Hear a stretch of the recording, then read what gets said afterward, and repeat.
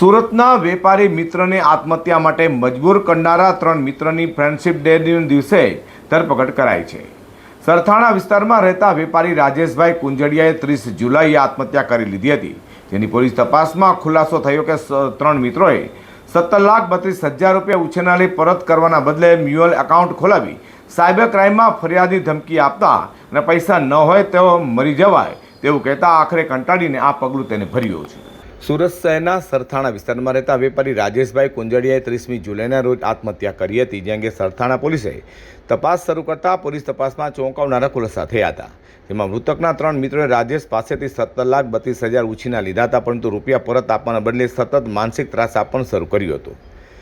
તપાસ દરમિયાન સામે આવ્યું કે વેપારી રાજેશે ફેબ્રુઆરી મહિનામાં મિત્રના કેનેડા જવાના બહાને મશીન વેચાણમાંથી આવેલા 14 લાખ રોકડા રૂપિયા વિશ્વાસ રાખી ઘનશ્યામ આહીને આપ્યા હતા, તો નિક્ષિત ઉર્ફે રિકી અને દાઢી આહીને પણ 2 લાખ તથા 1.32 લાખ ઉછીના આપ્યા હતા।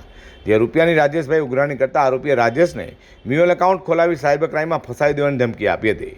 એટલું જ નહીં, પૈસા નથી તો મરી જાઓ જેવા અપમાનજનક શબ્દો કહી તેમને સતત માનસિક રીતે હેરાન કર્યા હતા। સતત દબાણ, અપમાન અને માનસિક ત્રાસથી કંટાળીને રાજેશભાઈએ આત્મહત્યા જેવું અંતિમ પગલું ભર્યું હોવાનું પોલીસ તપાસમાં સામે આવ્યું છે। આ સમગ્ર મામલે પોલીસે ઝડપી કાર્યવાહી કરીને ફ્રેન્ડશિપ ડેના દિવસે 3 આરોપી મિત્રો ઘનશ્યામ આહી, નિક્ષિત ઉર્ફે રિકી અને દાઢી આહીની ધરપકડ કરી છે। હાલ આ મામલે સરથાણા પોલીસે વધુ તપાસ હાથ ધરી છે। આ તો ફ્રેન્ડશિપ ડેના દિવસે જ મિત્રના આપઘાતના ગુનામાં મિત્રોની ધરપકડ કરાઈ હોય, જેને લઈને આવા મિત્રો સામે લોકોમાં પણ ફિટકાર ચારો તરફથી જોવા મળ્યો છે।